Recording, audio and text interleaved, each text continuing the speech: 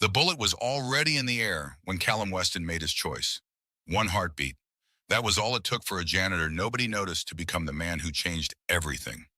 In the marble silence of the Hartwell Industries boardroom, blood pooled like spilled secrets across the pristine white floor. And Vivian Hartwell, the most powerful woman in the building, was about to learn a truth that would shatter her empire. The man who saved her life was the husband of the woman her company killed. This is their story. The morning started like every other morning at Hartwell Industries. Pristine, perfect, brutally efficient.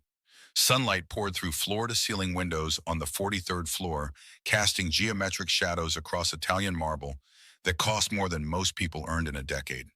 The building stood like a glass cathedral in the heart of the city, a monument to American capitalism, where power wore expensive suits and mercy was a line item nobody could afford. Callum Weston arrived at 5:47 in the morning, just like he had every single day for the past 3 years. He swiped his worn ID badge at the service entrance, the kind of entrance that important people never used, the one tucked behind the loading docks where workers like him entered to keep the machine running. The security guard, a good man named Marcus, with 4 kids and a mortgage that kept him working double shifts, nodded without really seeing him. That was fine with Callum. Being unseen was the point. At 42 years old, his hands were calloused from years of work that should have been beneath his skills. His shoulders had developed a slight stoop from pushing mop buckets and lifting garbage bags. His face carried lines that grief had carved too early, a widower's pain that lived in the spaces between words he never spoke. His locker in the basement was dented and scratched with the initials of janitors who had come before him, men who had also been forgotten. He opened it slowly, carefully, the way he did everything since Marisol died.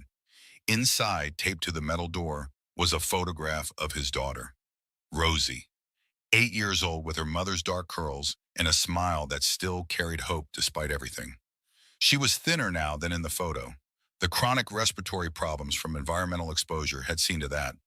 But her eyes still sparkled with the resilience that kept Callum breathing when breathing felt impossible. He touched the photo gently with one calloused finger. For you, he thought. Everything I do is for you, and for your mother, for the truth she deserved. 3 years he had worked in this building.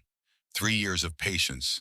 3 years of purpose hidden behind a mop and a uniform nobody looked at twice. By 7:30, the 43rd floor gleamed.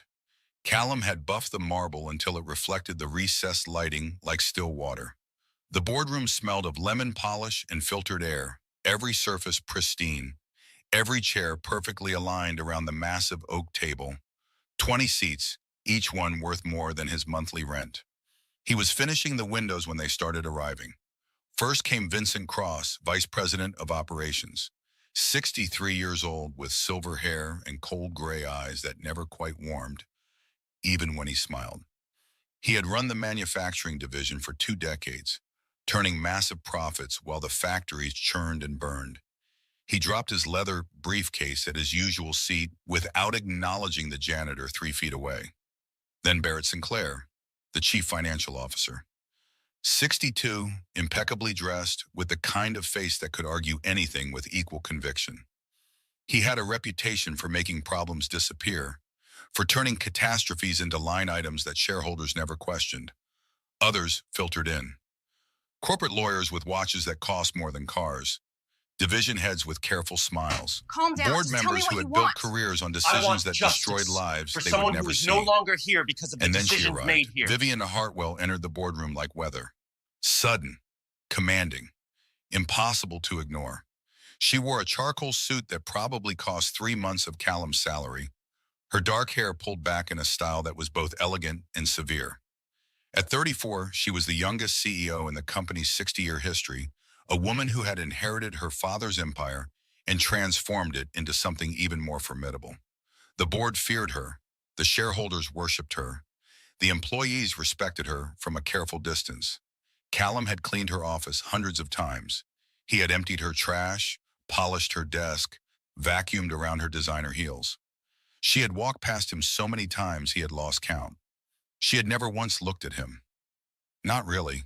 Their eyes met for maybe half a second as she entered, Her gaze passed over him the way it might pass over a chair or a lamp.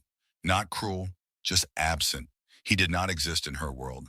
He nodded slightly and moved toward the door with his cleaning cart.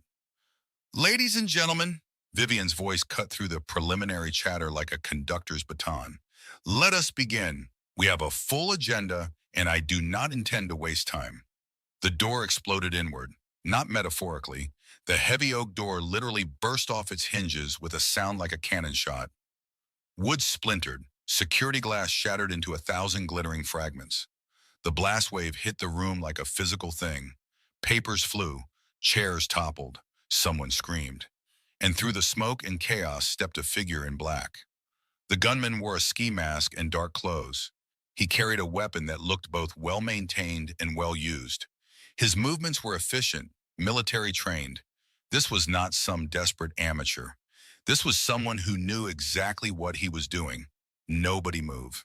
His voice was rough, distorted by the mask. Hands on the table. Now, the boardroom erupted into chaos. Vincent Cross dove behind his chair. One of the lawyers grabbed his phone and was immediately rewarded with the gunman firing a shot into the ceiling. The crack was deafening in the enclosed space. Plaster rained down like snow. Phones down. The gunman swept his weapon across the room. Next one goes in someone's chest. Phones clattered onto the table. Hands went up. 20 of the most powerful people in the city suddenly looked very small. Vivian Hartwell did not run, did not scream. She stood frozen at the head of the table, her face pale but her eyes sharp, calculating. Even in terror, she was thinking, analyzing, looking for an angle. You. The gunman swung his weapon toward her. Vivian Hartwell, we need to talk about accountability. I do not know what you want, Vivian said, her voice remarkably steady. But this building has security that will respond any moment. Security I already handled. The gunman laughed, bitter and cold. I know this building better than you think. I know its rotations, its blind spots, its weaknesses. I know a lot of things, like how many safety violations you have buried, like how many lives you have crushed for profit margins. If you have a grievance, there are legal channels. Legal channels? The gunman's voice cracked with rage. You mean like the ones that ignored my wife? The ones that stamped too costly on the safety reports that could have saved her? The ones that paid off inspectors and buried complaints while people choked on poison? Callum, still pressed against the wall near the shattered door, felt his heart stop. The words, the pain in that voice, the specific accusations. This was not random. This was personal. This was about the factory, about Marisol. My wife died in your factory, the gunman continued, stepping closer to Vivian. His hand shook slightly. She died because you chose profit over people. Because board meetings like this one decided her safety equipment was too expensive. That proper ventilation would hurt quarterly earnings. Vincent Cross, still crouched behind his chair, whispered urgently to Barrett Sinclair. He is talking about Riverside, the explosion 5 years ago. Shut up, Vincent, Barrett hissed back. But the gunman heard. His weapon swung toward them. Oh, you remember? That is Look at touching. me. Don't You close remember your the eyes. Are 43 you still people you listening killed? to me? The families you My destroyed? daughter, please, Tell me, someone pick do her you up at remember 3 their o'clock. names?